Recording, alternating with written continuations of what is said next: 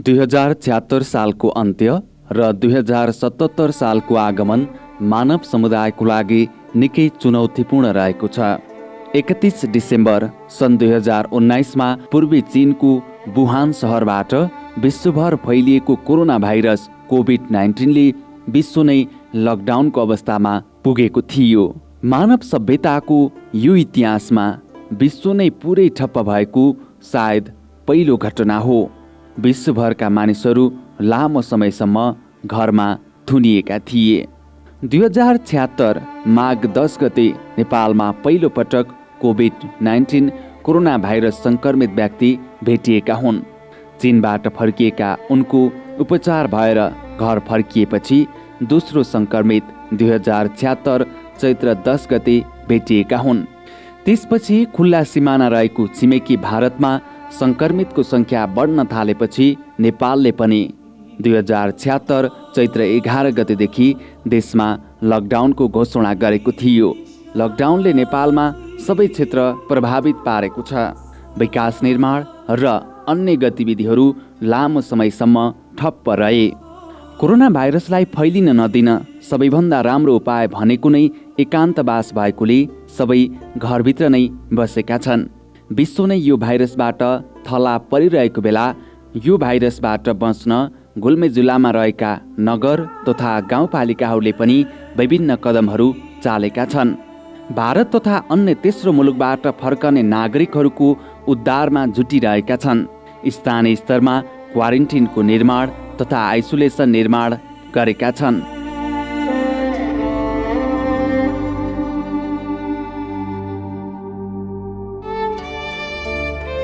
यस्तै कार्यहरूको लागि गुल्मे जिल्लाको बी टेलिभिजनले के कस्ता प्रयासहरू भएका छन् त भनेर रिपोर्टिङ गरेका थियौँ। स्थानीय स्तरमा निर्माण भएका क्वारेन्टिनमा विभिन्न ठाउँहरूबाट मानिस आएर बसिरहेका छन्। त्यहाँको अवस्था के छ, व्यवस्थापन कसरी गरिएको छ, अबको क्रममा देखाउन चाहन्छौँ। नमस्ते, मेरो नाम राजेन्द्र प्रसाद जोशी। म चाहिँ ईश्वरी माध्यमिक विद्यालय क्वारेन्टाइनमा यहाँ स्वास्थ्य कर्मीको हिसाबमा खटिरहेको छु। यहाँ चाहिँ हाम्रो इन्डियाबाट आउनुभएका टोटल 65 जना हामी स्टाफ सहित गरेर 65 जना हामीहरू थियौँ। यहाँ टोटल चाहिँ क्वारेन्टाइनमा चाहिँ 59 जना बस्नुभएको थियो। यसमा चाहिँ 59मा पनि 57 जना चाहिँ इन्डियाबाट आउनुभएको थियो भने 2 जना चाहिँ नेपालबाटै आएको भएर हामीले अलग्गै अर्को स्कुलमा चाहिँ व्यवस्थापन गरेका थियौँ। अनि उहाँहरूलाई म स्वास्थ्य कर्मी भएको हिसाबले हामीले चाहिँ दिनमा एकपटक चाहिँ फिभर लिने काम गर्थ्यौँ। अनि बिचमा त्यस्तो स्वास्थ्य सम्बन्धी कुनै समस्याहरू आयो भने अनि गाउँपालिकाबाट दिएका औषधिहरू अनि प्रत्येक 3-4 दिनको फरकमा मास्कहरू वितरण गरेको हो। अनि पछि त्यस्तो कुनै स्वास्थ्य सम्बन्धी कुनै समस्या भएमा बार मैले सोधेर उनीहरूलाई कोरोना भाइरस सम्बन्धी यस्तो स्वास्थ्य शिक्षा त्यसको लक्षणहरू के कस्तो हुन्छ, त्योबाट बच्न के गर्नुपर्छ भनेर टाइममा त्यस्ता स्वास्थ्य सम्बन्धी धेरै स्वास्थ्य शिक्षाहरू दिइरहेको थिएँ। र यहाँ महिलाहरू पनि आउनुभयो? हजुर, यहाँ महिलाहरू पनि आउनुभएको थियो। 3 जना महिलाहरू आउनुभएको थियो भारतबाट। 3 जनामा चाहिँ 2 जनाको आरडिटी नेगेटिभ भएर चाहिँ 2 जना घर जानुभयो भने 1 जना पोजिटिभ भएर चाहिँ यतै बस्नु भएको छ। तपाईँहरू यहाँ ड्युटीमा खटिरहँदा कुनै समस्या छ स्वास्थ्य कर्मीलाई, कुनै सामग्रीहरू अभाव त्यस्तो? नै, हामीलाई स्वास्थ्य सम्बन्धी चाहिँ कुनै पनि समस्या छैन। गाउँपालिकाबाट औषधि सामानहरू मैले भनेको सामानहरू सबै पठाइदिनु भइरह। त्यस्तो स्वास्थ्य सम्बन्धी चाहिँ कुनै पनि समस्या छैन। यहाँ बाहिरबाट आउने मान्छेहरूले चाहिँ कस्तो गुनासो गर्नुहुन्छ यहाँ क्वारेन्टिनमा बस्दाखेरि? केही गुनासो आउनु गरेको छ? स्वास्थ्य सम्बन्धी अब सामान्य समस्याहरू चाहिँ देखाएको थिएँ होइन। अब आफ्नो पर्सनल समस्या, रोग सम्बन्धी घाँटी उस भयो यताउता त्यस्तो नर्मल के टाउको दुख्यो अब यताउता भयो भन्ने त्यस्तो समस्याहरू बताएको थिएँ मसँग होइन। म स्वास्थ्य कर्मी भएको हिसाबले स्वास्थ्य सम्बन्धी मात्रै समस्याहरू मसित गरेका हुन्। अरू समस्या त मलाई थाहा भएन। स्वास्थ्य सम्बन्धी भनेको सामान्य औषधिहरू मैले सकेसम्मको गरेको। हस्, धन्यवाद। हस्। नाम गणेश प्रधान हो। म इन्डिया गुजरातको अहमदाबाद सिटीबाट आएको। अनि आउँदाखेरि चाहिँ गोरखपुरसम्म सुनौली बोर्डरसम्म सही आइयो। अनि चाहिँ यहाँबाट गाउँपालिका धुरकोट गाउँपालिकाको बस गएको थियो, उसमा आए हाम्रो गाउँपालिकासम्म आइयो। अनि चाहिँ गाउँपालिकाबाट यहाँ गाउँपालिकाको बसले छोड्यो। तपाईँको यहाँ घर चाहिँ कहाँ हो? गुल्मी दरबार गाउँपालिका तल हो। कति नम्बर? 6 नम्बर। 4 नम्बर छ। यहाँ क्वारेन्टिनमा बस्न थाल्नु भएको कति भयो? आज 12 दिन भयो। इन्डियामा तपाईँले के गर्नुहुन्थ्यो? म होटल लाइनमा जब गर्थेँ। पछि कोरोना भाइरसको महामारी आएसँगै भारतमा पनि लकडाउन भयो, त्यसपछि होटलहरू बन्द भयो अनि फर्किनुभयो। हजुर। बाटोमा आउँदा कुनै समस्या भयो कसैले चाहिँ होइन इन्डियाबाट फर्केको भन्ने नेपालतिर पनि त्यस्तो भोग्नु पर्यो कि परेन यहाँलाई? नेपालमा त अब इन्डियामा त नर्मली नै थियो, उतातिर त लकडाउन हल्का खुलेको थियो। त्यस कारणले इन्डियामा अब ट्रेनमा आउँदाखेरि अब रेलवे स्टेसनहरूमा खानापिनाको लागि सबै छुट्टै थियो, किनेर खानको लागि। अनि चाहिँ हामीहरू इन्डियामा कुनै प्रकारको समस्या भएन बोर्डर आउँदासम्म। त्यसपछि त अनि चाहिँ नेपाल त टोटल बन्दै नै थियो। त्यसै कारणले कुनै अब त्यो आम उसँग मान्छेहरूसँग त त्यहाँ हामी सम्पर्कमा नै रहेनौँ। अनि बसमा आउँदा यहीँ गाउँपालिकासम्म भन्नाले हामी यहाँ बाहिरको मान्छेहरूसँग त्यति सम्पर्कमा नै रहेनौँ। अहिले यहाँ खानपानको व्यवस्थापन कस्तो छ? तपाईँहरूलाई कुनै अप्ठ्यारो परेको छ? छैन, त्यति सही छ खानापिनाको लागि। आफ्नो देश फर्किनु भएको छ, गाउँघरमा आउनु भएको छ, खुसी हुनुहुन्छ? हजुर। है चाँडै चाहिँ तपाईँको रिपोर्ट चाहिँ नेगेटिभ आएर घर फर्कन पाउनुहुनेछ। यो दिनभरि होइन रातभरि बस्दा चाहिँ के गरेर बस्नु भएको छ? यत्तिकै बस्दा त बोरिङ भइन्छ नि। हजुर, यहाँ अब त्यस्तो अब टाइमिङ सेट भइहाल्छ। अब यतिखेर उठ्ने अनि चाहिँ यहाँ आइन्छ अनि चाहिँ यताउता टहलिन्छ अनि चाहिँ अब त्यसपछि अब हल्का उहाँ सरलाई ब्रिफिङ लिनुहुन्छ अनि त्यसपछि एकछिनपछि अब चिया नास्ताहरू गरिन्छ। त्यसपछि डाक्टर साहब आउनुहुन्छ त स्क्यानिङ गर्नलाई अनि चाहिँ त्यसपछि त्यो अब स्क्यानिङ हुन्छ अनि हामीहरू त्यसपछि तल गएर एकछिन आराम गर्छौँ। फेरि खाना खाने बेला भइहाल्छ अनि चाहिँ वाइफाई चालु छ अनि फोनमा व्यस्त। वाइफाई चलाउनुहुन्छ, फिल्महरू हेर्नुहुन्छ होइन? ठिक छ, हुन्छ, यहाँले टाइम दिनुभयो, धन्यवाद। Thank you. नमस्कार, कार्यक्रम कोरोना विशेषमा यहाँहरूलाई स्वागत छ। हामी यो कार्यक्रममा रहेर गुल्मी जिल्लाका विभिन्न स्थानीय तहहरूले ओडागत रूपमा के कस्ता कार्यहरू गरिरहनु भएको छ त भनेर चर्चा परिचर्चा गरिरहेका छौँ। पछिल्लो समय हामी गुल्मी दरबार गाउँपालिकामा रहेर गुल्मी दरबार गाउँपालिकाले ओडागत रूपमा के कस्ता कामहरू गरेको छ कोरोना महामारी नियन्त्रण तथा रोकथामको लागि र सँगसँगै आर्थिक वर्ष 2077-78 को बजेटको सङ्घारमा पनि हुनुहुन्छ र स्थानीय तहले कस्तो कारको बजेट बनाउँदै हुनुहुन्छ, उहाँहरूलाई समस्या र चुनौती सँगसँगै अवसर पनि छ, यसलाई कसरी सदुपयोग गरिरहनु भएको छ भनेर उहाँहरूलाई जिज्ञासा राखेका छौँ। भने क्वारेन्टिनको व्यवस्थापन, भारतबाट आउनेहरूको व्यवस्थापन कसरी गर्नुभएको छ, यावत कुराहरू यो कार्यक्रमबाट हामीले प्रसारण गरिरहेका छौँ। गुल्मी दरबार गाउँपालिकाको सहकार्यमा बी टेलिभिजनको उत्पादन रहेको यो कार्यक्रममा आज हामी गुल्मी दरबार गाउँपालिकाको वडा नम्बर 6 मा आएका छौँ र वडा नम्बर 6 मा रहेर यहाँका वडा अध्यक्ष हिराबहादुर खत्रीसँग के कस्ता कार्यहरू गर्नुभयो त भनेर सोध्नेछौँ। आउनुहोस्, उहाँलाई स्वागत गरौँ। यहाँलाई स्वागत छ कार्यक्रममा। नमस्कार। आरामै हुनुहुन्छ? ए ठिक छ। कोरोना महामारी छ संसारभर, हो। यहाँ चाहिँ आफू चाहिँ कतिको सुरक्षित र कतिको त्रसित हुनुहुन्छ? महामारीसँग त्रसित नहुने त विश्वमा कोही पनि छैन। यसबाट त्रसित हामी भइरहेका छौँ। फेरि पनि देशले गरेको र उहाँबाट भएको राम्रो नराम्रो भन्दा पनि हामीले आफ्नो तर्फबाट के गर्न सकिन्छ र कसरी सुरक्षित हुन सकिन्छ भन्नेमा हामी त्यो जोड दिइरहेछौँ। अब सामग्रीहरू भयो भन्नुभन्दा पनि हामी अब नभएको चिजबाट पनि हामीले चाहिँ कसरी चाहिँ आफूलाई सुरक्षित राख्ने त्यसतर्फ हामी गइरहेछौँ। सर्वप्रथम त यो विश्वकै दुर्भाग्य एउटा कोरोना एउटा महामारी लाग्यो र यसबाट अब ठुल्ठुला देशहरू पनि अब जो सक्षम छन् तिनी बचिरहेका छैनन्। यदि दैवको त्यस्तो परेको भयो भने त हामीबाट त्यो हुने कुरा त हामीसँग अब त्यो के गर्न सकिन्छ सकिन्न भन्ने कुरा त्यसै अवगत भएको कुरा छ। हामी के गर्न सक्छौँ त्यो हामी सबैलाई थाहा छ। फेरि पनि हामीले यसबाट दुनियाँ चाहिने यस्तो महामारीबाट मरिरहेको बेलामा हामी नेपालमा आजसम्म त्यस किसिमको कुनै दुर्भाग्यवश त्यस्ता घटना त्यति धेरै नभएको र अब हामी केही अलिकन त्यसबाट अलिकन केही सक्षम रहिएको छ कि रहन सकिन्छ कि दबाई पानी बाहिरबाट नभए पनि हाम्रो देशको जे जति उत्पादन जे जस्तो छ त्यस किसिमबाट हामीले यसलाई चाहिँ केही सेक्योर गरेर बस्न सकिन्छ कि भन्ने एउटा हामीले गरेको काम। र यो कोरोनाको पहिला सुरुवातमा अब यहाँ चाहिँ सबैले काठमाडौँतिर बाहिरी देशको त हामीले सुनिराखेका थियौँ, नेपालभित्र पनि यस्तो एक दुईवटा यस्तो कोरोना पस्यो अरे भन्ने बित्तिकै हाम्रो गाउँपालिकामा यसको बारेमा हाम्रो मिटिङ भयो र छलफल भयो। भएपछि अब पहिला यो क्वारेन्टाइन राख्ने भन्ने स्थिति अब यहाँ चाहिँ हामीले सुनेका पनि थिएनौँ र बाहिर क्वारेन्टाइन राख्ने भनेर भन्दा के को लागि भन्ने चाहिँ ऊ हुँदाखेरि क्वारेन्टाइनमा बाहिरबाट आएको मान्छेलाई त्यहाँ राखिदिएपछि गाउँ सुरक्षित हुन्छ भन्ने सबैको एउटा चाहिँ रेडियो प्रचालन अरू विदेशमा भारतमा पनि त्यो गरेको देखेर हामीले पनि गाउँपालिकाले एउटा कार्यक्रम बनाएर पहिलो सुरुवातको क्वारेन्टाइन गुल्मीदरबार गाउँपालिकाको सुरुवातको पहिलो क्वारेन्टाइन भनेको हाम्रो यो वडा नम्बर 6 को।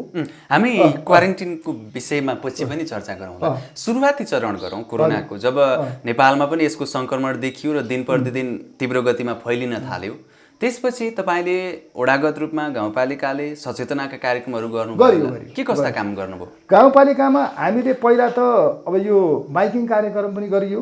यस्ता किसिमको बिमार आइरहेको छ, यो सचेत हुनुहोस् है।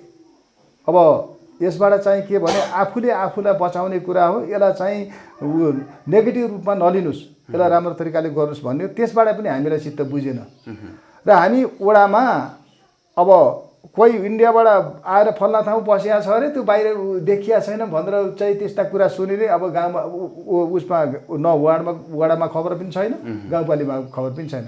त्यस कारण हामी घरघरै पुगियो। घरघरै हामी समिति गठन गरेर एउटा चाहिँ स्वयंसेवक टोली गठन गरियो र अब त्यो स्वयंसेवक टोलीलाई घरघरै लिएर गइयो, घरघरै सुनाइयो।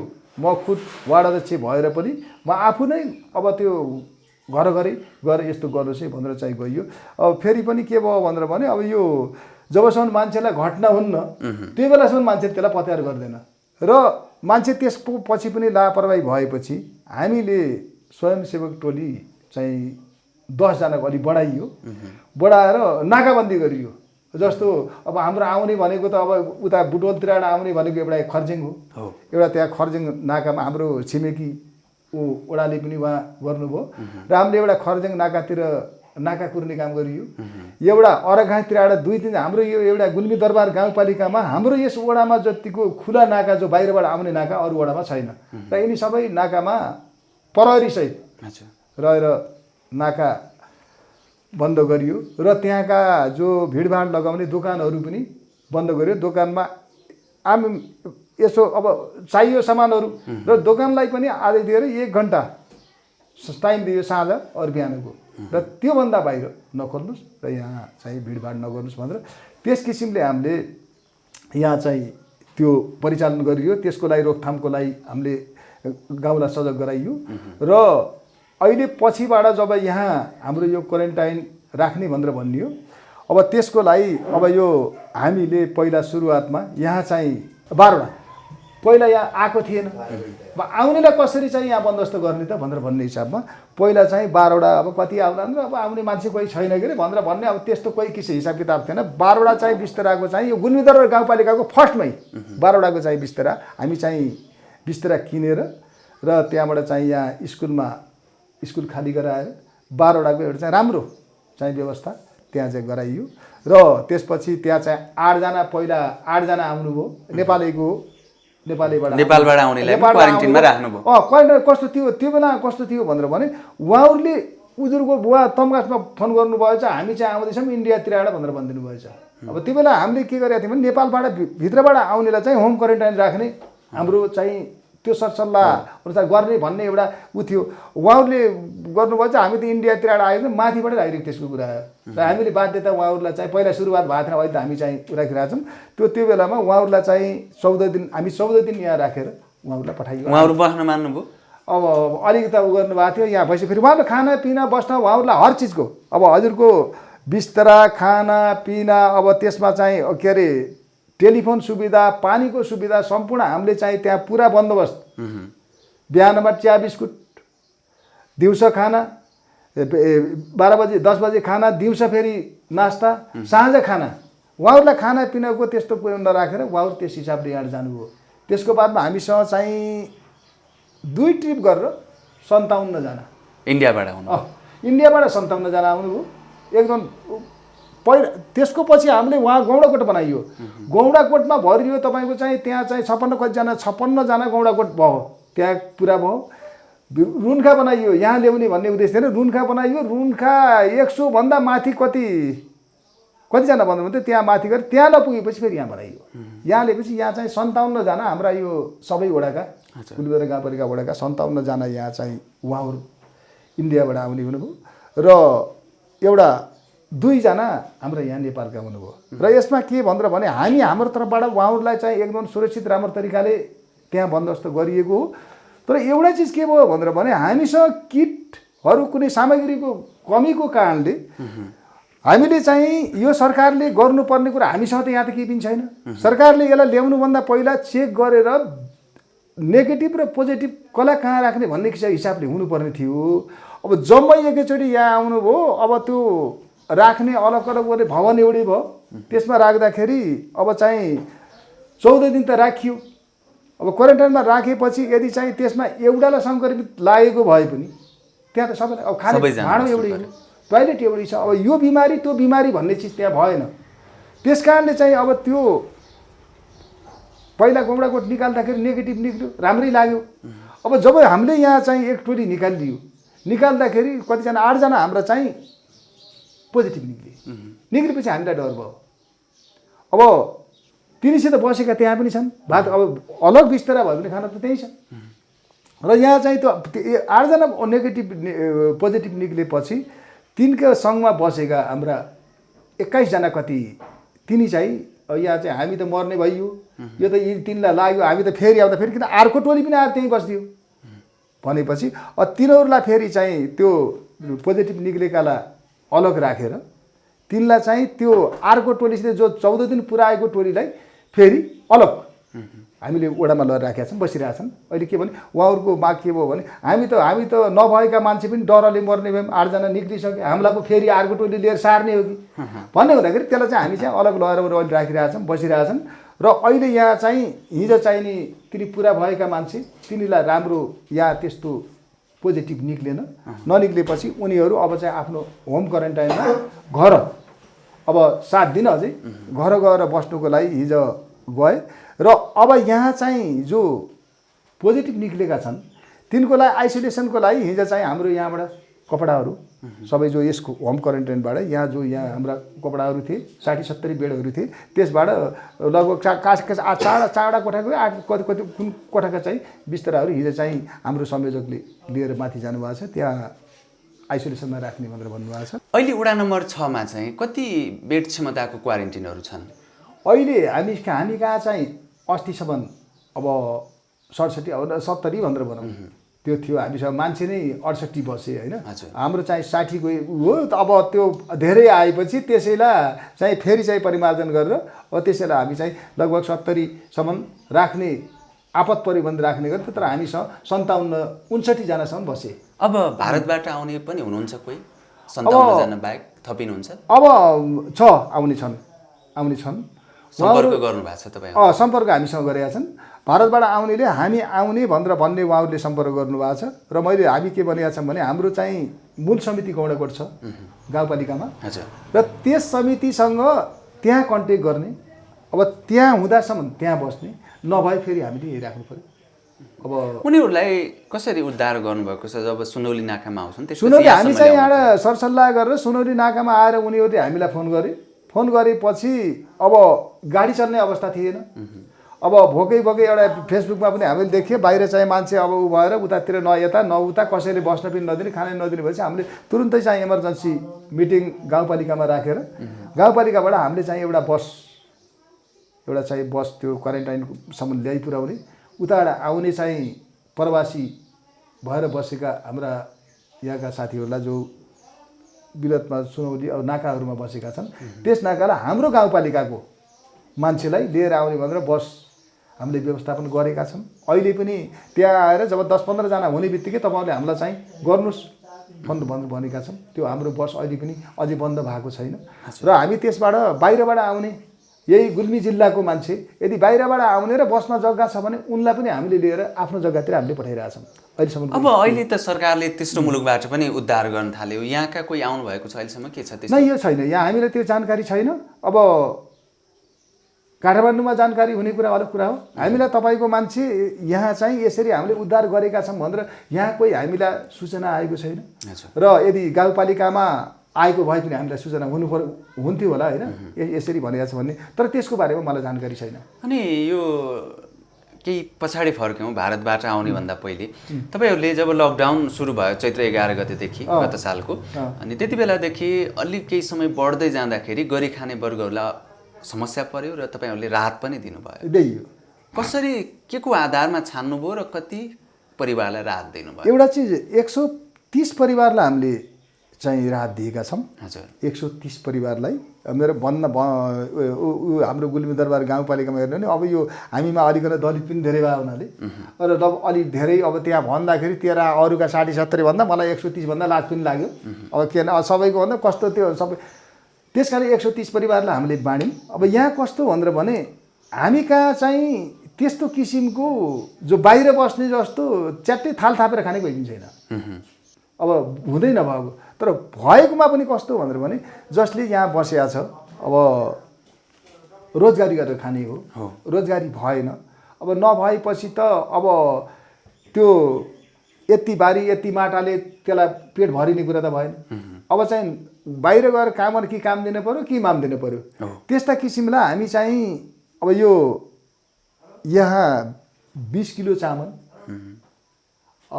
2 किलो दाल, 2टा साबुन, 1 पोका नुन, 2 पोका तेल र 4 भन्दा तल हुने परिवारलाई 15 किलो चामल, 1 किलो दाल, चिनी, 1 लिटर तेल, त्यस हिसाबले हामीले यहाँ चाहिँ बाँडियो।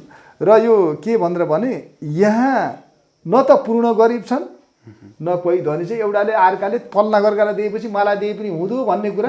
एउटा चिज के भयो भने खुद सबै त्यस्तै देख्यो, तर विशेष गरेर जो हामीलाई दिनै यसलाई लाग्यो भनेर दिए त्यसमा हुनसक्छ कोही अलि भएको मान्छे नि पर्यो होला।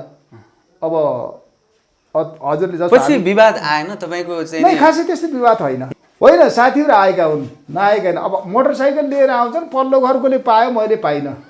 मैले यतिसम्म भनेर भने मसँग मोटरसाइकल लिएर उडेर चाहिँ 15 किलो मसँग आउनु हो र मसँग विवाद भएन। मैले एउटा चिज निर्विवाद अहिलेसम्म मेरो वडामा मैले आउँछन् भने म चाहिँ आफैबाट चाहिँ मैले उ गरेर पठाएको छु। साथीहरू बाबुहरू आए लिएर, होइन बुवा फल्ना त लयो।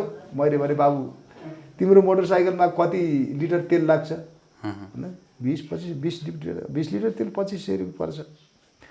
मोटरसाइकलमा आएछौ, अब तिमीले यदि छोडिदियो भने त तिमीभन्दा तल्लो तहकाले अर्काले खाला होइन। मैले त्यसरी कन्भिन्स गरेँ। म कसैसँग विवाद होइन। मलाई कोही साथीले आएर अहिलेसम्म फल्नालाई दिइस् छुटेका चिजलाई जो हामी 100 कति पहिला थियो, पछि अब खोज्दा खोज्दै पनि छुट्यो, मान्छे छुट्यो। अब सबै नजरमा आउँदैन कि त्यो छुटलाई पनि पछिबाट हामीले चाहिँ मिलाएर 130 लाई चाहिँ हामी वितरण गरियो। अब तपाईँहरूले सीमित वस्तुहरू दिनुहुन्थ्यो क्यारे, त्यतिले त उनीहरूको आवश्यकता परिपूर्ति हुँदैन थियो। तिनीहरूलाई काम दिएर पैसा दिने भने अरू कुराहरू पनि खरिद गर्न सक्छ। अहिले त्यही नीति अनुसार काम दिनुभएको छ। अनि काम रोकिएको छैन। प्रधानमन्त्री स्वरोजगार कार्यक्रम मार्फत प्रधानमन्त्री यो त एउटा चाहिँ प्रधानमन्त्री स्वरोजगार त सरकारले एउटा बनाएको नीति हो। त्यसबाट त लाभान्वित भयो नि त। अब 12 जना उसले भन्छ, अब 100 यहाँ चाहिँ तपाईँको अहिले कृषिमा लेखिया छ 150 जना आछन्। त्यसको 24 जना चाहिँ हामीलाई चाहिँ कोटा मल्या छ, खोला फाल्ने। अब यही हुन्छ। यहाँ धनी पुरा पनि छैनन्, अब गरिब भनेर च्याट्टै गर्न सकिन्न। अब यहाँ हामीलाई त यो छुट्याउनै गाह्रो। र प्रधानमन्त्री रोजगारमा गरिरहेछन् 12 जनाको कोटा माथिबाट आएको। पहिला 21 जनाले गर्नुभएको थियो, नयाँलाई हामीले दिन सकेनौँ। तिनै पुराना 21 जना मध्ये पनि अब चाहिँ यहाँ हेर्दा तँ जा भनेर कसलाई पठाउने। अब काम नगर्ने त्यसमा चाहिँ उहाँ पर हिजै त्यो प्रधानमन्त्री हिजो गरिसकेको छ त्यसले त्यो रातमा भनेपछि हिजो रातमा छुट्यो त्यसलाई दिनु पर्यो। र मैले चाहिँ तिनलाई चाहिँ लागेका छन् 12 जनाको 18 जना लागेका छन्, 20 जना लागेका छन्। तिनी 20 जनालाई मैले के भनेको छु भने जस्तो एउटालाई 1 महिना पर्थ्यो भनेर भने अब 8 थपेपछि त घट्ने भयो दिन। त्यो घटेको दिन तपाईँको आफ्नो पैसो घटाउन परेन, कामलाई दिन घट्ने भयो, सबैले काम गर्नुहोस् भनेर मेरो आफ्नो वडाको सहमतिबाट मैले तिनलाई त्यसरी गरिरहेको छु। अब अन्त्यमा तपाईँहरूलाई अवसर र चुनौती छ, मैले चाहिँ यसरी लिन्छु। अवसर के मानेमा छ भने यही रोजगारी सिर्जना गर्ने, भारतबाट फर्केकाहरूलाई यही काममा लगाउने, कृषिमा क्रान्ति गर्ने। समस्या बजेट निर्माणको चरणमा हुनुहुन्छ, यिनीहरू बस्छन् बस्दैनन्, बाँझो जग्गा खन्छन् खन्दैनन् होइन। अब बजेट निर्माण गर्दै गर्दा के कस्ता कार्यक्रमहरूले प्राथमिकता पाउँछन् गाउँमा वडामा अहिले यो स्थानीय सरकारको मैले बजेट? यसमा भन्नुपर्दा के छ भनेर भने हाम्रो अहिलेको समस्या भनेको अब महामारी त आउला जाला, विदेशबाट आउने मान्छे यहाँ आइसकेपछि हाम्रोमा उत्पादन छैन। यदि बाहिरबाट अनाजहरू आउन हरायो भने हाम्रो सबभन्दा ठुलो महामारी भनेको त्यहाँ आउँछ। हो भनेपछि हामी बाँच्नुपर्छ। हामी पैसा खाएर मान्छे बाँच्दैन। पैसा त एकछिनको लागि या खाना पाउँदासम्म हो, पैसाले यदि किन्न पाइएन भनेर भने भोलि यहाँ मान्छे बाँच्दैन। र म आफ्नो तर्फबाट मैले यो गाउँपालिका पनि मैले पटक पटक कुरा राखिरहेको छु र मेरो आजभन्दा पहिले जुन सालबाट मैले सुरु गरेको मेरो यो कृषि सम्बन्धी जो, किनभने हामीसँग कुनै जति ठुलो भए पनि हामीसँग कुनै फ्याक्ट्री लिएर कसैलाई जागिर दिने खुबी छैन, न सरकारसँग छ। सरकारले धेरै गर्ने हो भनेर भने विदेशबाट लिएर आएर यति कोटा आएछन् आउनुहोस् विदेश जानुहोस्, त्यहाँभन्दा अहिलेसम्मको हामीले देखेका छैनौँ। एउटा सच्चा कुरा हो यो। अहिले तपाईँहरूको यो टेलिभिजनद्वारा मैले दिइरहेको छु र हामीले अहिले योजना के छ भनेर भने हामी कहाँ चाहिँ युवा जति जम्मै बाहिर गए, अब काम गर्ने मान्छे छैन। हामी कहाँ खेतहरू माझा छन्, बारी माझा छन्। अहिले हामीले वडामा के गरेका छौँ भनेर भने यदि बाँझो कोही मान्छेहरू अब यहाँ छ बुढाबुढी मात्रै छन्, त्यसलाई जबरजस्ती गर भनेर त्यसले गर्दैन। र यदि तपाईँहरूले यो रहेको बाँझो जमिनमा गर्नुहुन्छ भनेर भने हामी जोताइदिन्छौँ। अब कमसेकम गरेर त खानु पर्यो होइन। अब के भने तपाईँले दिन परेन त्यसको, हामी त घरको मालिकसँग कुरा गर्छौँ, पहिला बाँझो जोताइदिन्छौँ गर्नुहोस् खानुहोस् भनेर यस्ता चिजहरू मैले नाम टिपेर राखेको छु। अब त्यो चाहिँ खेतहरूमा जहाँ पानी जान्छ, अब त्यो गरेर चाहिँ भोलि 2 साग पनि खाना हुँदैन भनेर त्यसलाई चाहिँ तैँले यहाँ गर भनेर त भएन। जहाँ पानी हुन्छ भोलि खेती हुन्छ, त्यसको लागि मैले चाहिँ यहाँ नाम पनि टिपेर राखेको छु र गाउँपालिका पनि हामीले यसको कुरा उठाएको छौँ। र यसमध्येमा हामीले तिनीहरूलाई भोलि अब कमसेकम केही सहयोग गरियो भनेर भने तिनले काम गरे भने हामी कहाँ एक मुरी उब्जियो भने एक मुरी बाहिर हाम्रो बन्द हुन्छ। हामीले अदुवा उब्जायौँ भने बाहिर किन्न पर्दैन। हामीले बेसार उब्जाइयो भने एउटा चाहिँ के भनेर भने हाम्रो विकास भनेर भनेको पहिला हामी खुद आत्मनिर्भर, आफ्नो घरबाट बाहिर किन्न नपरोस्, त्यो सबभन्दा ठुलो आत्मनिर्भर हो। अब पूर्ण निर्भर भनेर भनेको हामीले यहीँ सबैले उब्जाएर खानु, बाहिर नआउनु, त्यो त्यही नीति हो। अब यसमा हामीले मात्रै चाहेर हुँदैन, हामी तल्लो तहको एउटा स्थानीय पनि तल्लो तहको हाम्रो एउटा गर्ने हामीले यहाँबाट हो। र यस किसिमको नीति निर्माण माथिबाट भयो भनेर भने यो देशमा अब राम्रै सोचाइ राम्रो तपाईँले कृषिलाई र उत्पादनमा वृद्धि गर्ने गरी कामहरू गर्नुपर्छ भन्नुभयो। हुन्छ, यो महामारीको बेलामा पनि जसरी खटिरहनु भएको छ, पछिल्लो समय जनप्रतिनिधि पनि यो भाइरसबाट चाहिँ पीडित भएर अहिले त उहाँ काममा फर्किसक्नु भएको छ। त्यसैले तपाईँहरू पनि बाहिर जाँदा सावधानी अपनाउनु होला। हामीलाई समय दिनुभयो र यहाँ भए गरेका गतिविधिको बारेमा जानकारी गराउनु भयो। यहाँलाई धेरै धेरै धन्यवाद। हजुर, म पनि आज हाम्रो यो बिटिभी च्यानललाई आज यहाँ आएर मलाई चाहिँ मेरा 2-4 कुराहरू र मैले गर्न खोजेका, अब छोटो समयमा भए पनि मैले गर्न खोजेका केही विचारहरू मैले हजुरहरूलाई यहाँ प्रकट गरेँ र यसअनुसार यस माध्यमबाट सबैमा यस किसिमको चेतना र कार्यक्रम ल्याउने एउटा उत्साह जागोस् र यहाँ हाम्रो यहाँको उद्योग भने पनि यहाँको विकास भने पनि हामी कृषक हौँ।